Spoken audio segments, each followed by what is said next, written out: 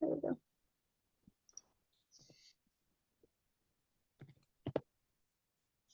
I have a quick question. Does anybody know when all the announcements are coming out about AGU so that people can start making plans?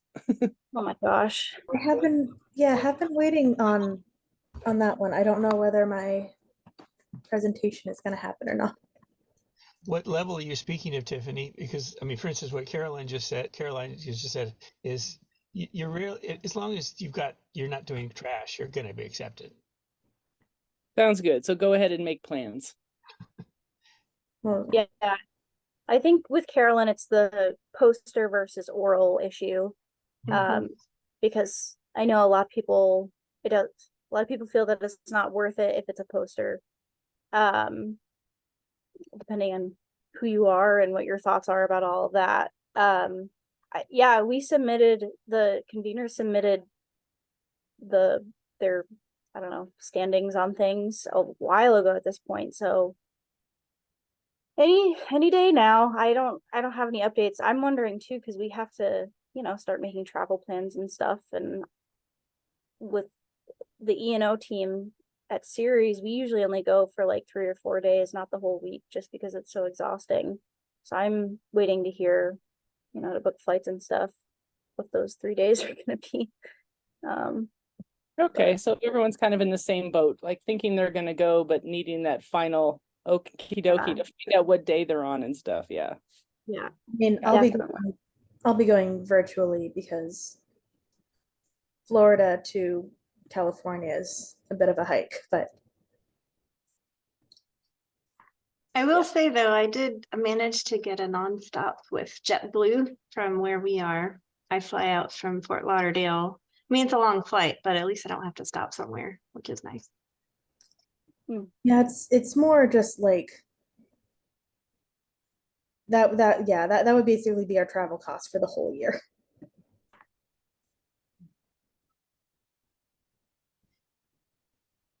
Yeah, and it's not cheap to stay there either. It's a rather expensive place to be staying. So we're definitely, I got an Airbnb with some of my coworkers, so I'm excited about that.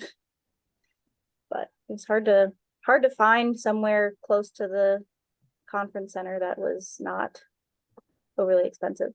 So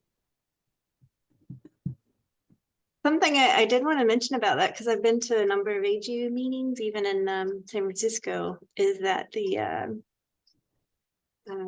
cable car is actually kind of an exciting way to get to the conference. And I've stayed at places along the cable car line and found it very enjoyable, actually, and it not be exactly close to the conference center, but an easy, to and from.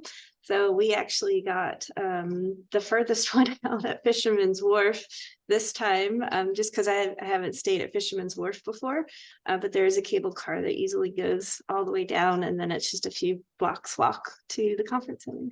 So, and it's cheaper. And part of the San Francisco experience. Exactly. Yeah. And it's the holidays, so there's lights everywhere, and it's a nice experience. Nice.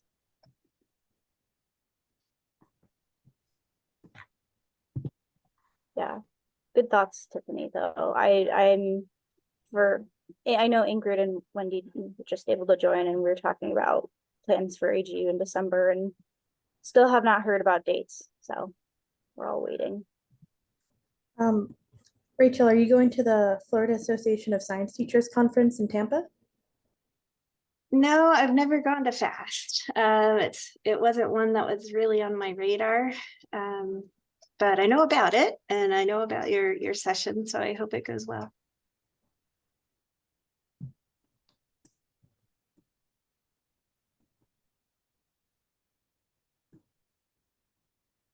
I guess I have an announcement I could make about another one of our climate ready students, if that's of interest. She was inspired actually by our Science on a Sphere lessons that we provided through our program, and wanted to make a nonprofit called Down to Earth. She's always had an interest in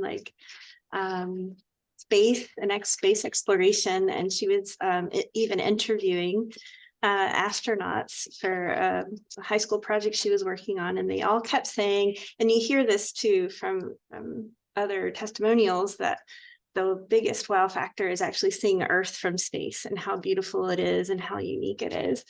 And so combined with, all of those things, she decided to come up with a nonprofit called Down to Earth, and asked for $10,000 from our philanthropy tank, which is a Palm Beach County, and I think they do it in other places too, but it's folks who donate a certain amount of money, and they fund mostly high school or even as young as elementary school students if they have a great idea. And she was one of the few that was chosen this year. So it's very exciting. She is teaching about climate change using the Science on a Sphere technology and working with our Cox Science Center, since they also have a sphere. So pretty cool stuff. I love that. Yeah, I guess I'm starting facilitating now. Gina, go ahead. Sorry, I always am like, Carolyn's facilitating today, and then I keep talking. I was just gonna say, I said this last week, but I am still looking for people who want to present on Clean Falls. So if you have any thoughts or ideas about someone who would be good to present, or if you have something of your own work that you think would be interesting to talk about to people, please let me know. We have some great informal discussions that we've had, but I really trying to beef up the presentation. So if you have any thoughts, please let me know. Oh, James, I think you were the one who put me in contact with Dr. Panos over at USF. She does media literacy, in particular around climate issues. And in November, we're going to be doing a joint teacher workshop. But I bet she'd be happy to present, and she is so cool. I can't wait to meet her in person. So y'all will love her. Oh, cool. What is her name again? Dr. Alex Panos, over at USF. Let me grab her email real quick, and I can Good put it name. for you. Sounds familiar.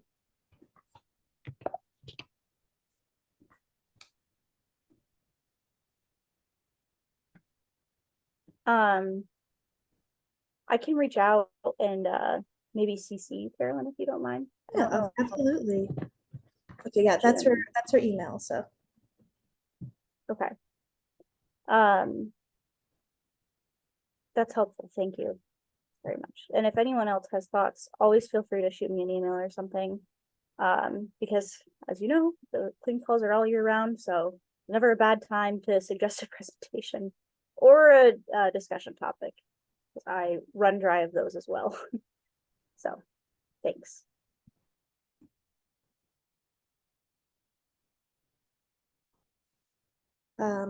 well, if it's cool, to get started, we're going to be talking about online, short online trainings for educators. I thought that I would basically give a run through of some of the programs that Clio has put on for that, and sort of some of the struggles we've come up against. Maybe I'll have ideas. I'd love to hear if you have something similar. So I'm sure Zoom trainings became a much bigger thing, during COVID, and now, a lot of the time they're still very popular just because it's convenient, it keeps costs down, it allows folks to get to places that they otherwise wouldn't be able to join as an in-person event. But we've definitely been seeing what been calling Zoom fatigue, which I definitely empathize with. So our signature program is called Climate Across the Curriculum. It's all about incorporating climate issues into as much as possible in the classroom. So we try to be very interdisciplinary with it. Still sort of struggling to get humanities teachers on board. I will say that for us, as far as, as far as challenges go, a big one is engagement, that folks will just kind of like log in on Zoom, and then, you'll have the black box, they'll be muted with their camera turned off. And even when we go to breakout rooms, it's really not fair to the other participants when folks are not engaged at all. I've been coming up with a lot of issues on just general recruitment and engagement. Highly recommend doing at least a couple follow-up emails, because people will sign up for something and you think that you're being smart by planning it early. And then I don't understand what the thought process is on this, but a few different folks have mentioned it. So they said, we would wait until like a week or two before the event to be like, all right, here's all the final stuff. And they'd be like, oh, I didn't know this was still happening. I don't understand why people would think that we would just cancel it and not tell them. But you kind of have to babysit your guest list over however many months of prep that you're doing, or else I guess people don't write things in their calendars and they'll either forget about it, or again, for some reason, assume it's been canceled, and then, you'll have a bunch of people not show up. Best practices include, it depends on the software you're using, but you can have something like a double confirmation, where you put in somebody's, puts in their contact and email, and then you send out like a confirmation email. And only folks who also respond to that confirmation email end up on your full guest list. Highly recommend doing that so that you don't end up with, I mean, I guess this was for an in-person one, but it's general best practices, so that you don't end up with, 3 times as much, food and materials as you were planning to, as people who actually showed up. And that kind of comes back to the whole, again, like people just not remembering that it's happening, or yeah. When it comes to feedback, our survey results do not match our experiences, because, it's kind of like, survey says 98% of people enjoy taking surveys. The folks who are just, as I said, not engaged, don't bother to show up, that kind of thing, they're not answering surveys. And even when we send out surveys afterwards saying, basically, hey, we're so sorry we missed you. Would you let us know what happened so that we can better serve you in the future? Just trying to, just running it by people who aren't as petty as I am, to make sure that it doesn't sound as passive aggressive as I feel sometimes. Yeah, and like I said, we only got a few responses there, and it was some of those really bizarre ones that, yeah, they were like, I didn't have enough time to make I didn't have enough time to make arrangements. And like, we confirmed months ago. I don't know why you were waiting until like getting parking instructions the week before to think that this was actually going to be happening. But sorry, I didn't mean for this to be super negative. We've had a just any and all excitement for virtual offerings, I feel like, is basically gone at this point. That people will say that they want everything to be offered virtually and then complain about it being on Zoom. And getting engagement is tough. Getting small groups who already know each other can be really helpful for this one. If you can build any prior community building before the workshop, that's really big. Or if you can, sort of do the whole like invite a friend, that can really help, because you're not really building the same amount of camaraderie. As much as we want to think that return to office is an evil anti-worker plot, and and it's so bad for the environment, which a lot of those points are valid. The fact is that you are just not going to get that same level of camaraderie and bonding online as you are in person. So, you need to be actively taking steps to counteract that, but in a way that people don't find annoying or intrusive, which is a difficult balance to strike. Sorry, I've been just talking for like 10 minutes straight now. I'd love to hear if y'all have had any, similar experiences and struggles, how you might have dealt with them.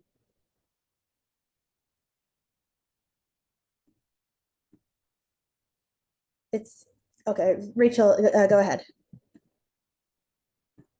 So here at Pine Jog, we've struggled with that. Even I saw it as the participant, the teacher signing up for something and coming to an event, even if it's in person or virtual, either way. Virtual might even be worse, I'm not sure. But the most success that we've had in terms of getting people to come is having some kind of incentive.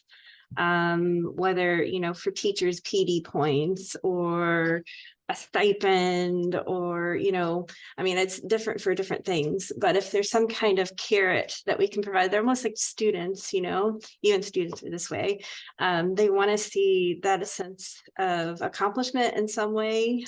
So if that can ever be incorporated, I think at least that's with us has been our most success. I want to add that we also don't do a lot of virtual PDs. Most of our PDs are in person, and that's with the National Center for Science Education. And we too also offer stipends to teachers who do attend our PDs. We had one of our teacher ambassadors do a professional development over the summer, and she didn't offer stipend, but what she was able to offer was a full kit of supplies for every teacher who attended, which is another big incentive for teachers, is the materials with which they can do the activities in their classrooms, even if it's just printing the card sets or anything like that. Having that available for teachers is a huge incentive. I would say, we do offer for our teacher ambassadors monthly meetings for them to attend. And we often hear one of the things that they really enjoy is that it does offer a sense of camaraderie to meet with the same people regularly. One of the things that we do in order to create that sense of camaraderie is we offer them time to share out what their successes have been over the last couple weeks, and give them an opportunity to connect with each other on a personal level. And we write it down, we celebrate it, we offer them this opportunity to have this informal discussion ahead of time. I know that that's something that's really difficult to offer when you're doing a one-off professional development, but it might be helpful to give teachers that opportunity in small breakout rooms as a kind of icebreaker, with facilitators obviously in each room, so that they can feel a kind of connection to each other prior to actually beginning the professional learning aspect of the workshop. Yeah, I'll build off what Carrie was saying too. I mean, even with the teacher ambassadors who are really, really invested, it was hard to find a time and numbers were dwindling. So we recently split, like it had been every other Thursday, but now it's one of the meetings a month is on a Tuesday and one is on a Thursday. And we're finding like different people show up. So just all of these like ways of being, creative to kind of reinvent the schedule. And I think asking the people, and that's why that was my question for you, Carolyn, if this was mostly teachers who would sign up for your workshops and then not show, or is it like a mix? Are there other like science educators? Or We actually have had better attendance rates from other science educators than from classroom teachers. The last one I did was here in Leon County.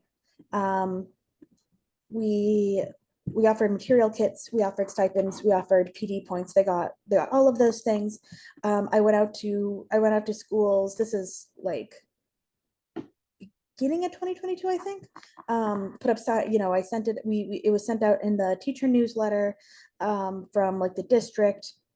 I went around with flyers to all of the schools in the area. And we didn't get anyone from the district who actually came to that training. We got a couple people, like a couple random people from our teachers network, like someone from the Bahamas, like somebody who wants to break into teaching down in Miami. But yeah, and in terms of like actual teachers that from the area we were recruiting from, we got none. And as I said, we were offering to pay them and give them supplies and provide them with professional development points. So that's why I'm just like, What more can you do? Was this a weekend yeah. or was it going to be a weekday? What During it was during a district approved teacher workday, and that was set aside for professional development. I've only recently become aware of those models, which I think are really cool, but sounds like there are still challenges.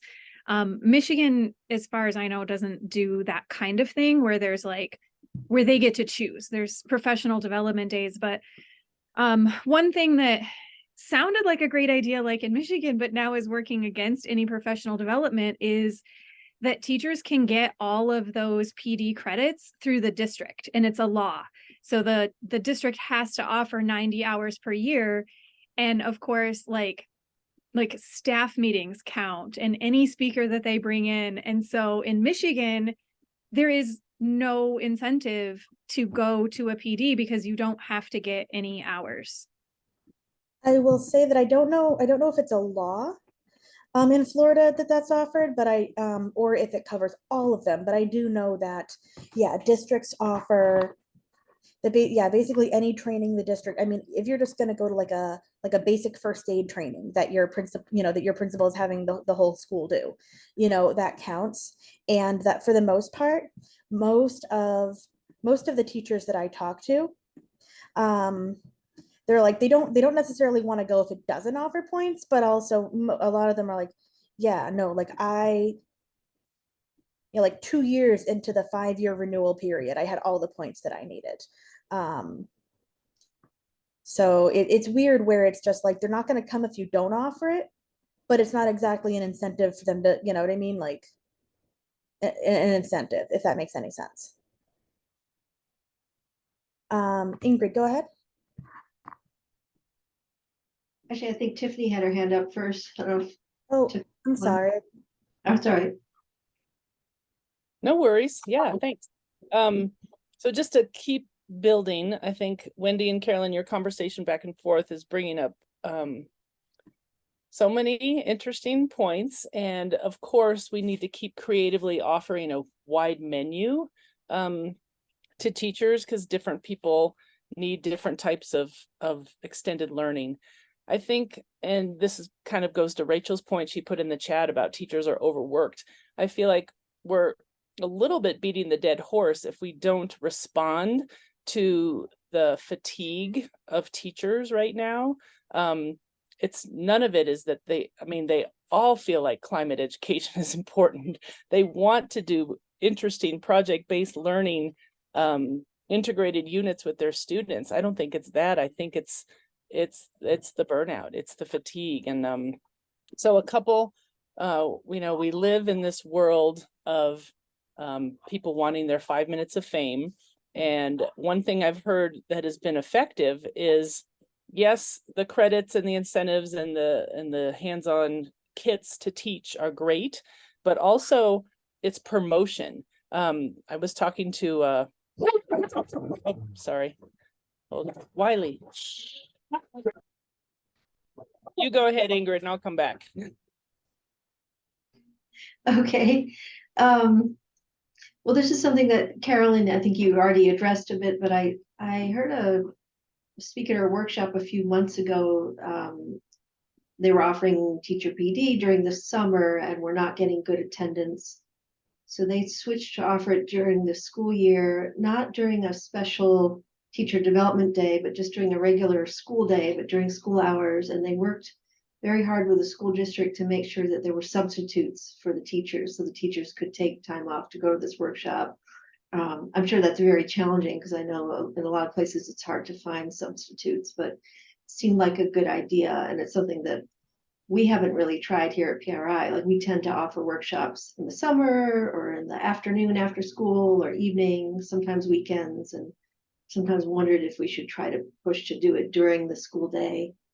But I don't have any data myself. Yeah, I mean, we've honestly, we've kind of tried all of those things. We also sent out an email basically saying, what do you want to see in the future? It was via SurveyMonkey, and it was just like, yeah, like what topics do you want to see covered? What formats work best for you? Try to work with all of that. Um, yeah, the sub one is huge. If you can do it during a workday so that you're not taking extra time and you don't have to worry about sub coverage, I can see how that would be a huge incentive. I just know that, like, as it is, finding sub coverage. I mean, we're struggling to find sub coverage for teachers with COVID, you know. So yeah, that would be a big struggle. Currently, in a lot of districts, substitutes are so scarce that they are getting paid more than veteran teachers, which is causing some conflicts there. And then, yeah, you would probably have to set aside a good chunk of your budget to pay for those because, again, at least in my district, the district would be like, yeah, I mean, they can do it on their own if they want, but they would not be, teachers pay for sub coverage out of their own paychecks. It is $200 a day for you, like, you get a certain number of PTO days or what have you, but if it's not an established category, then yes, your pay will be up to $200 per day that you have a sub. Again, this is also a Florida thing, which I know Florida is not a particularly great state to be teaching in, especially not right now.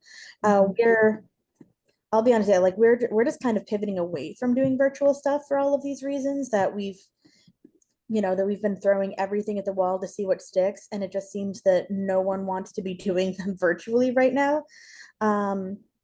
Maybe doing something asynchronous so that you're not dealing with as many scheduling conflicts is another option. You do kind of lose a lot of that camaraderie, but in return, you're not worrying so much about absenteeism.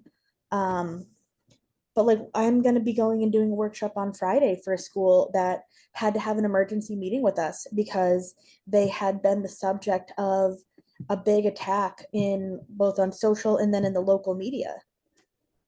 And and then the teachers were really freaked out to cover it, to cover anything that might be controversial. And I look at them and I'm like, let me guess, you're doing woke indoctrination and grooming children? Yeah, how did you know that was it? So that could very much also be part of it right now, especially if you're doing anything that kind of leans more towards like environmental justice kind of angles, at least where I am. James, you live in a state that's a lot more sane when it comes to those things. So what are you noticing?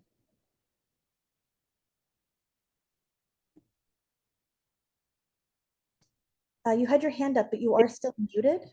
There we are. Sorry. If I'm muted, I'm not doing anything. So I'll try and speak to that.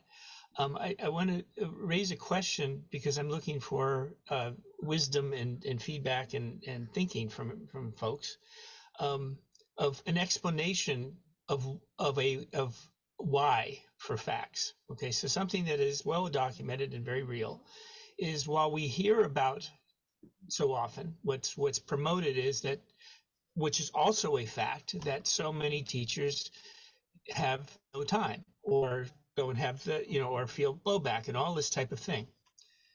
And yet there is another fact or set of facts that do not get put up where we talk about them. And it's, why doesn't it come up? Why isn't that part of the narrative in the climate network, at least in the mainstream? And that is that there are teachers and there are schools that it is an entirely different situation. There are teachers that are teaching 200 and more hours a year climate change, that they're teaching multiple classes, that it's being taught in many different classes, that the teachers are working with other teachers in other places, that they're working with federal agencies, that they're getting things done. They have students that are making incredible changes, and they're very diverse. They're not just for the wealthy white students. This is a reality, that there are teachers that are doing this. And obviously, it's a question not only that it's happening, but how can we learn from that? What are they doing? How is that possible? How is that the other narrative? But why is that not discussed? In whose interest? Who's making this happen that we don't talk about the good things that are happening, we're basically forced to dwell on the problems that we're having, right? What's and whose interest is this serving, that where it is happening right, that we're not learning from that? So I'm just kind of wondering why is it happening that this doesn't make it to the top? We never talk about the real leaders. I honestly, I would love to hear, yeah, more of those good news stories. I found them. I honestly, I just find them, again. It's probably also a product of location, because there's not going to be a Florida public school where you're going to find that kind of story, and so it's not possible here. So I don't. Yeah, it'd be good to see what kind of lessons, like what kind of overcoming limitations people have done, because again, a lot of the kind of lessons are currently illegal here. So I would love to hear about, you know, especially folks living in more repressive areas, what they're able to put together for that. Tiffany, how is your dog okay? Oh yeah, it was just somebody dropping off some campaign flyers. I'm trying to help a friend who's a climate activist run for mayor.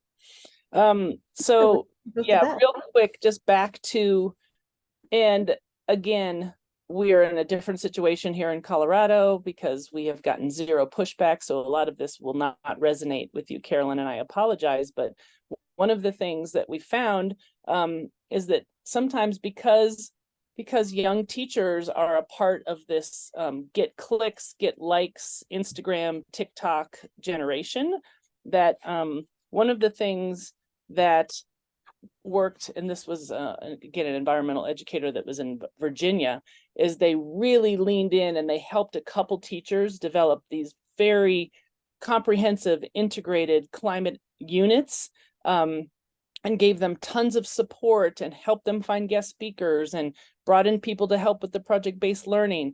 And then they promoted the heck out of those teachers.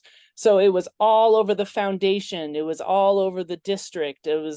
They just put their names out there in this big way about these very comprehensive integrated climate units that they did, and really splashed their names and their classroom and their kids' work everywhere. And then the next year, people were lining up to join. So it's like, yes, there's the sub pay and there's the PD points and there's this and that, but humans are humans, and especially young teachers, they like the bling, the flash, the being recognized, the wow. And then tons more teachers wanted to get involved the next year. But you have to, I think, because what we do, I think a lot of you know, I'm a retired teacher. I taught for 27 years, and now I run a small nonprofit called Classrooms for Climate Action. And so what we do is we go into the classroom and we do it with and for teachers. So we do integrated project-based learning around climate. And teachers are hungry for help. So yes, we have to keep providing amazing resources that they can click on and amazing opportunities for them to get together with other teachers. And to Jim's point, there are a lot of great teachers doing this work out there, and we need to pay them to leave their classroom to go help another teacher do it, right? It's like you have to build on the success stories, things that are working well, and build on those things. Because I think part of the shift is you have to go small to go well. So even though there's not a ton of people showing up for an online training, if you pour all your resources into making 2 teachers make these incredible integrated climate project-based learning units, and then everyone in those buildings are noticing, and then you splash it everywhere, I think a lot of it's not about the numbers, it's about the support. It's about the humans in the classroom helping the teachers do the work, instead of here's a bunch of resources, good luck, we know you're burned out and overwhelmed, but here's another cool thing for you to go do. You know, and I think that's a lot of times what we do. We're creating amazing things, which is great, but that doesn't change the fact that teachers don't have more time, right? Just because the materials are wonderful and the intent is wonderful and the virtual support is wonderful, if you're not boots on the ground in the classroom doing it with teachers, they can't fit it in. And they're not, and some teachers are, like Jim and I see crazy, amazing teachers that are doing great work, but they're doing it with support. They're doing it with help in the classroom. So I just think it's a little bit like, of course, it's this wide menu of climate education we need to keep providing for everyone because different teachers are different kind of learners. But I think boots on the ground, going into the classrooms and doing it with and for teachers is what they don't know they're hungry for it, but they're fried, they're burned out. And the more we can do it for them, which makes our support in a district go way down to 2 or 3 classrooms instead of like trying to push it out to 40 or 50. But if you have 2 or 3 amazing experiences that everyone is paying attention to, then that shifts what's happening because there's help in the support. So I don't know. I just think the shifting the model of support to humans in the classroom versus here's a bunch of great resources is a big shift. So I'll stop now. Yeah, I mean, I said I do have like I do have local teacher friends who, again, sorry to make this about like sorry to make this about Florida. She's like, I would love to have you back. I'm currently under a lot of scrutiny from my district because a lot of the classes I teach inherently involve some of those more controversial subjects. And I don't know, I don't want to bring any more down on my head. And again, she's been told by the district that if she gets sued for content in her class and it's not aligned to state standards, which she teaches like AP courses, so it doesn't, that they will not stand behind her. So she wants to have me there, like in the classroom, but she's afraid of legal retaliation or losing her job for having me there.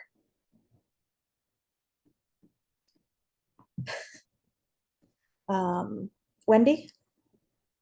I was just going to say so many of the things Tiffany was saying, I was like agreeing with, and also wanting to like bring you to my meetings in Michigan because I was just at our state level science and engineering consortium, like writing the state plan for Michigan. And what they really want is, they call it 3P learning: problem-based, project-based, and place-based learning, right? Which is great for the kind of work that we all do. Like that's what we want too. But that was the point that I just came from the classroom and some of our science consultants at the ISDs were making is we don't have like a resource shortage. We have a support shortage and teachers are burned out. And like a lot of the ISD science consultants are getting pressure to not go into classrooms because this is so time intensive, right? One-on-one. And we wrestle with that at NCSE too. Like, how much should us partnership specialists kind of go in and work with one teacher versus, do something that can impact a lot of teachers? So I just think that what you're saying makes a lot of sense, that we have to kind of flip our mindset to like starting with the one or those few couple that can do amazing things. And like you said about promoting them, that's what we're trying to do with our teacher ambassadors, where they're showing off the awesome things that they're doing, which pulls other teachers in rather than just like, hey, here's this amazing resource for you. But it's really hard from a like practical standpoint. So we were like, so practically, what do we write as the state goal? And we were like, we need science coaches and they need to be allowed to go into the individual classrooms and work one-on-one. And then everyone's looking at me like, yeah, you're living in outer space, right? Like, where's that money? And where are those people going to come from? And I'm like, until we rethink the model, like, this is what teachers actually need. So we got to make it happen rather than just sort of saying, well, they won't come to PD anymore. Like we have to go where they are. Money to train retired teachers. That's a great idea.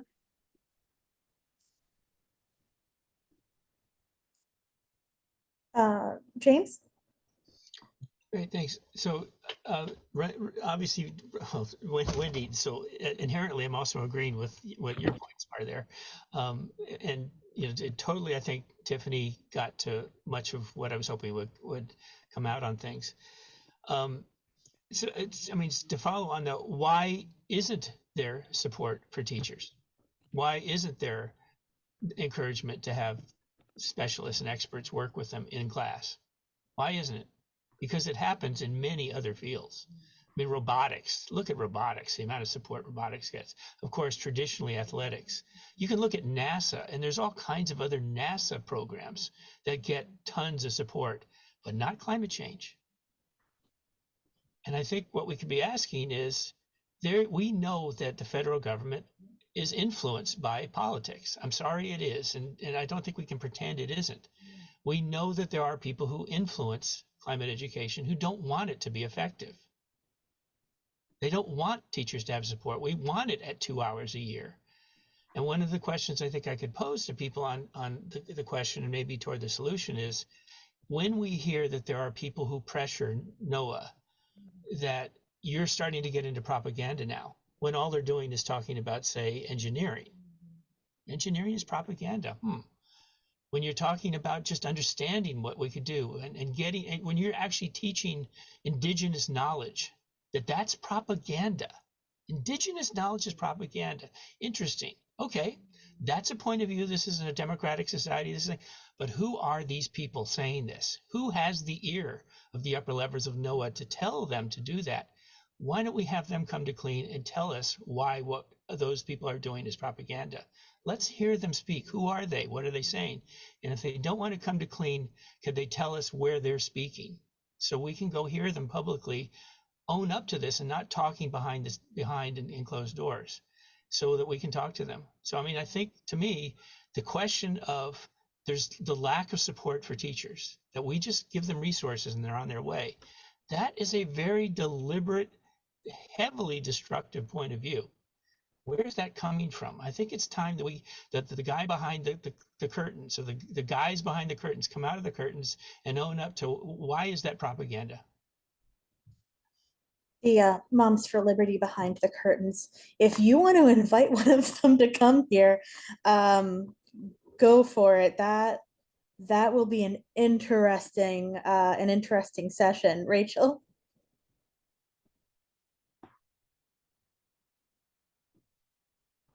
So I guess I rose my hand because I was really inspired, but also I resonated with a lot of what Tiffany was saying, grabbing, those 1 or 2 or 5 teachers and really seeing the impact that they've made with their kids, and it spreads throughout the school.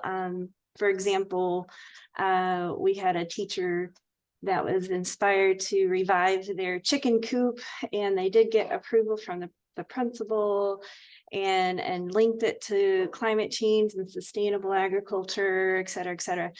I guess I a little concerned because I know that you're experiencing a lot of pushback in Tallahassee and the northern parts of Florida, but I really want to press upon, in terms of generalizing Florida, South Florida has had a lot of success, and we have tons of support. We have districts that think very differently than the districts that are up north, that are saying no to PragerU, to inviting things like our Climate Ready program, like the Youth Summit in Broward County. I mean, there's just so much going on in my part of Florida that is truly positive and inspiring. And so I just hope, Carolyn, that some of that will start to bleed up into the north and to restore some of your hope in us. Being a Florida native, 4th generation, we do care about our environment. We do care about our children and our future. And there are a lot of positive stories down here. So I just wanted to say that too. That is heartening. I think also it's not even just North Florida. It's that I'm a 10-minute walk from the Capitol when I'm in my office. So all of the crazies from all over the state, converge upon us in particular.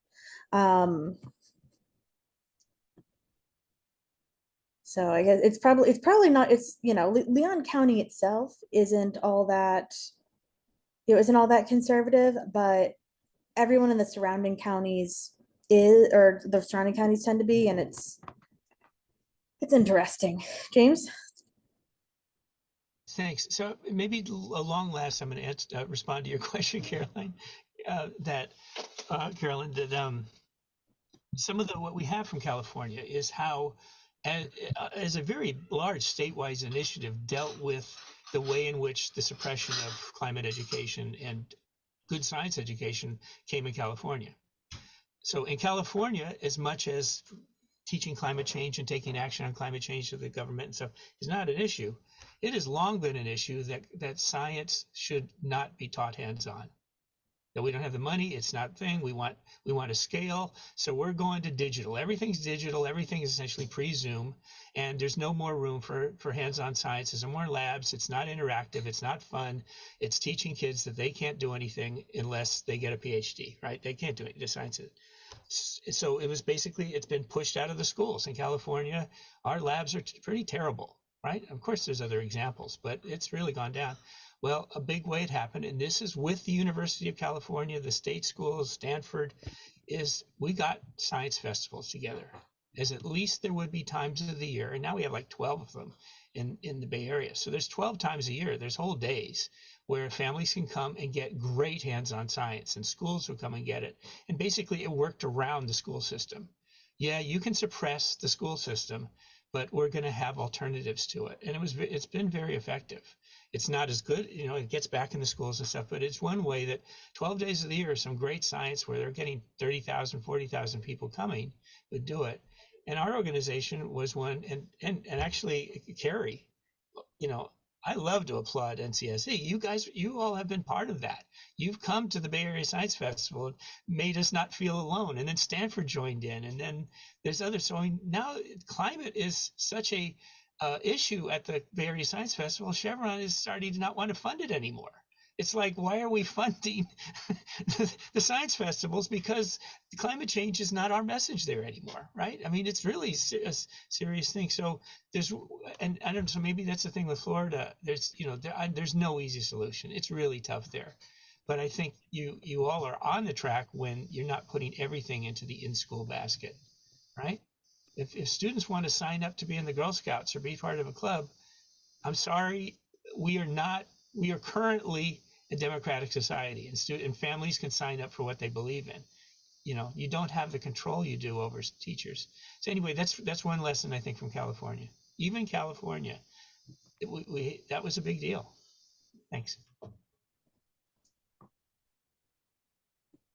Yeah, that's been a lot of it for us, is that we've been kind of doing the like after school club, kind of model where you're not under quite as much scrutiny. And our responses from general community events are much better than going through a lot of the formal systems. So you're spot on there.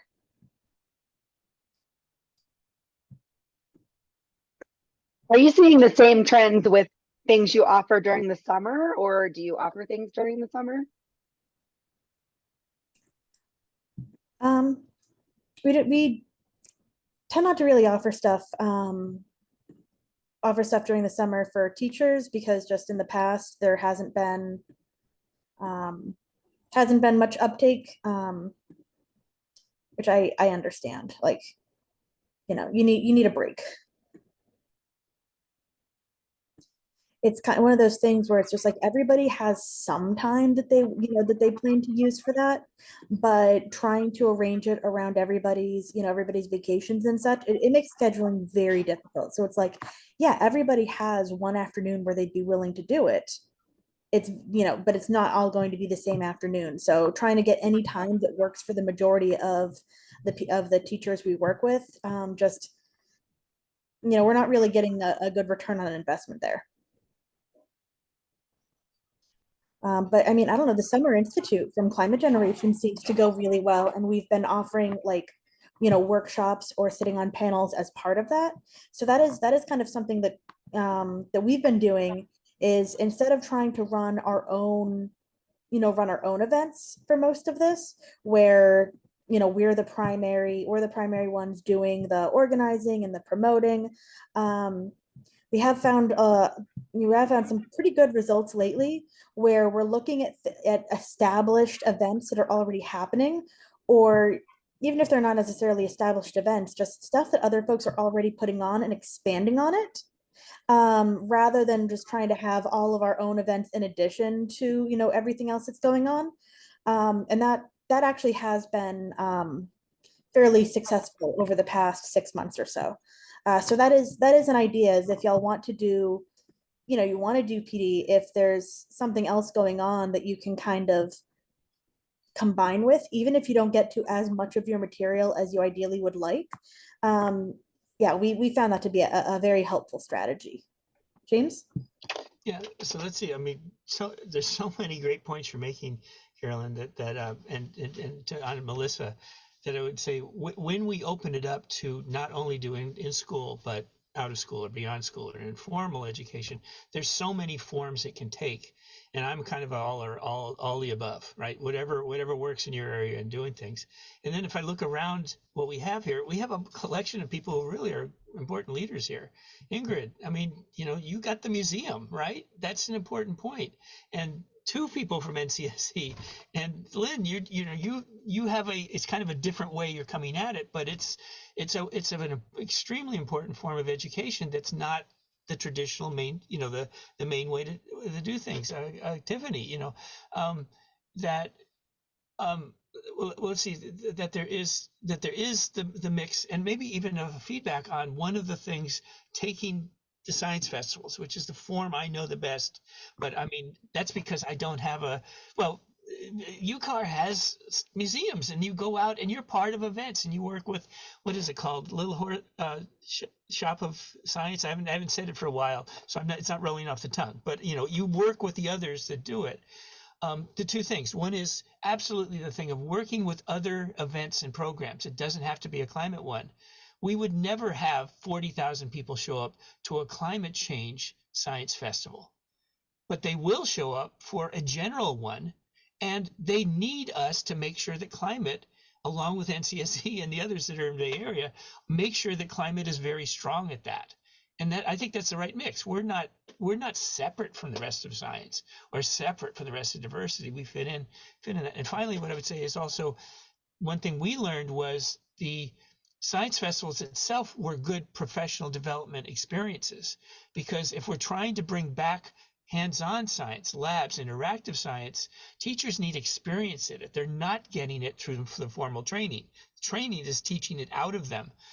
And if they're going to be good at science labs, you know, you can't just go into a school and do it. You're going to be embarrassed. The students are going to catch you that you aren't practiced at how you do a lab and make it fun and answer the questions. But if you do it at a science festival, in one day, you can get 6 or 8 hours, as much time as you can spend, you know, you have the time for, and have 1,000 students do a lab with you that aren't your regular students. So you can make the flubs and you can work with people. So essentially, we bring in-school teachers with us to science festivals, and they get experience teaching climate labs that then they can take back to their classroom. So the informal and informal, in a lot of ways, I think the informal helps rescue the formal. So, thank you.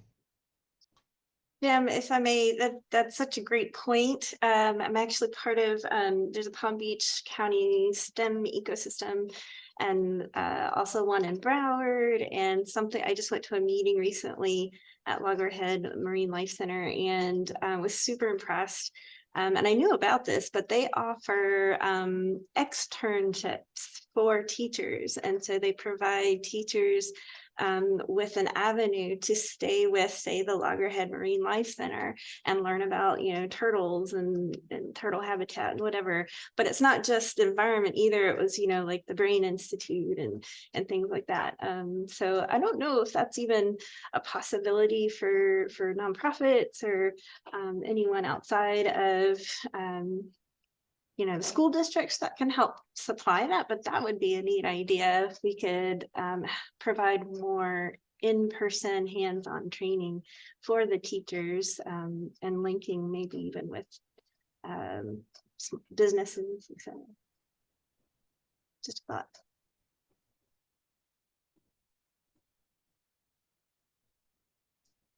All right, we're at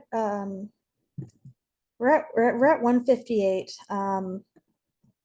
I think I've complained enough for one day. Oh, Gina, absolutely. Oh, your thumbs up. Sorry, just saying good discussion.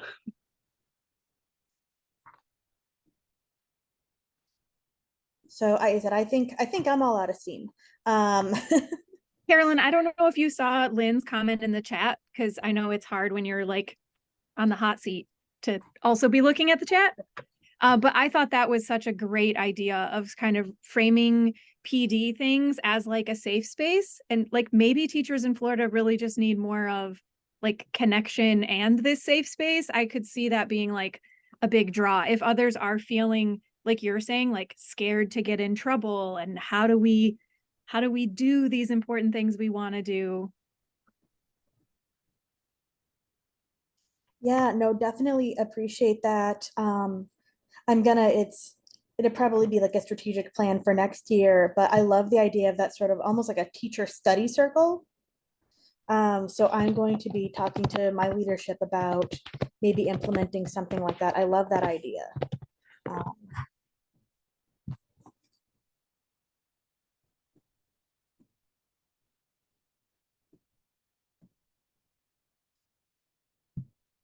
Oh, sorry, I was looking at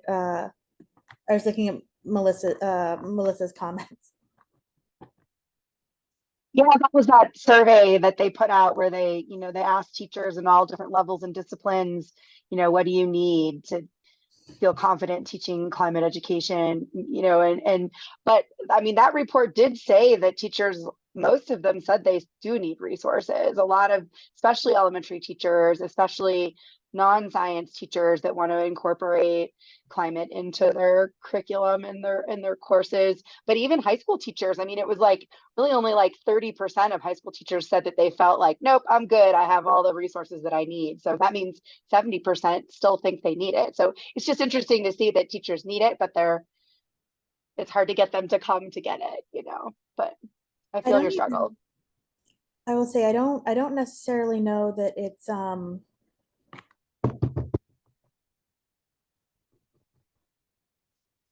like I don't necessarily know. Well, say for elementary, that is something that I'm actively working on, because yeah, we focus on middle and high school, but I have had plenty of elementary teachers ask for resources. And but by the way, it is too, if anybody needs to drop off, I will not in any way be offended. But yeah, I think a lot of it is getting them to realize what resources are out there, showing them how to use it. Stuff like CLEAN. I mean, there's so many resources in CLEAN. And then maybe just, again, that could be something you talk about in your PD, is like, hey, here is a quick tutorial on how to use this database, because you're going to find stuff in there that does cover younger grades, that does cover, humanities and such. But one of the big issues for teachers is trying to parse what resources are and are not valid and reliable. And I mean, I know that the CLEAN network, that's a lot of what we do, is that we parse those resources and vet them for the teachers, and we just got to let them know, hey, we already did a lot of that more difficult work, and we're here to support you, and here's a place where you can go to get a lot of that. So just letting them, just communicating that those resources are out there, I think would be helpful for a lot of folks. James? Yes, and this doesn't really offer too much to solve supporting teachers per se, but on the realm of I think if we're being suppressed, one of the most important thing, of course, is you suppress the leaders. Martin Luther King, for instance, right? You suppress the leaders, you knock the leaders out. And the leaders aren't just the teachers, but they're the students. So the students who want to take action or want to do education on climate change, how do they get suppressed? Because I think that there's going to be a lot of what is the best in Florida. Well, I can offer a small thing, but maybe it's an example of more things, is I now am our teams are regularly in meetings across the country. And yes, it's Zoom, but they're not long, and I think people are really into them, that high school students all across the country are meeting about their joint climate actions. They're working on it, and we'll have students from 8 different states all working together. So it's an invitation to Rachel and Carolyn. The leading students who want to do things on climate change or want to meet with other students and feel that and get support and do things. I've been meaning to make the time more to write you and say like, hey, we're having these meetings and they're going to be at AGU.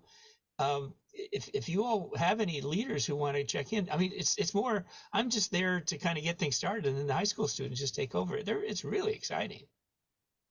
And it ain't illegal. I'm sorry. If you're going to start policing how students talk with each other, I don't even think in Florida that flies.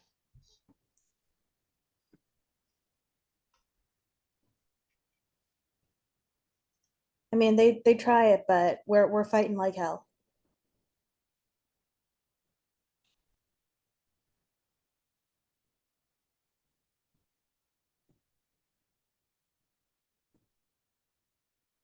Thanks, everybody. I gotta go. Well, thanks, Carolyn, for leading our discussion. Have a good day. You just.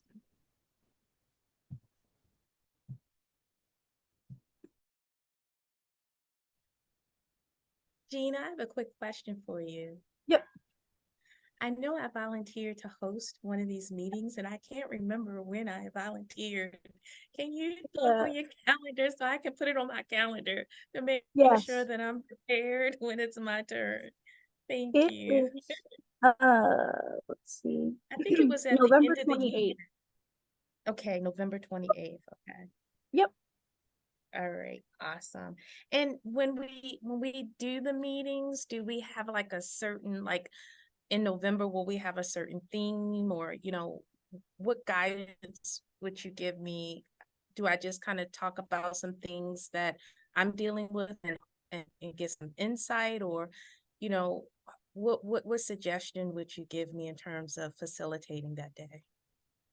I think you could either lead an informal discussion about challenges or successes that you've had or that you think the community might want to talk about, or you can even give a presentation about your work if you have slides that you want to share as well. I'm sure that people would love to hear about that too. It's pretty open. Okay, and one of the things that I've been trying to do, because I don't work with the K through 12 population, I work with the adult ed with ABE and GED populations, but a lot of the activities, just like in K through 12 basic, education, a lot of the math and basic science activities we can adapt to our adult ed programs. And so would it be appropriate for me to kind of talk about that, and what I found, and maybe some of the people that I'm working with that are, doing some great things, and how we could better make that connection? Yes, I think because that's not the side of things that we hear about a lot. We have, you work with a different population than what a lot of what we typically hear is. Yeah. So I think it'd be really cool and really interesting to hear that. And also, as you just heard, people are really, I think, desperate for bright spots. So if you are sharing some successes and people that have inspired you and have done great work, I think that those two things would be great. Okay, awesome. Thank you. Yeah, thank you. Let me know if you want to chat any more about it at any Okay, point. sure thing. You all have a great day. Thanks. All right, bye. Hey, Gina. Hey, thanks for being patient. You're welcome. I don't know if you want to turn the recording off now or not.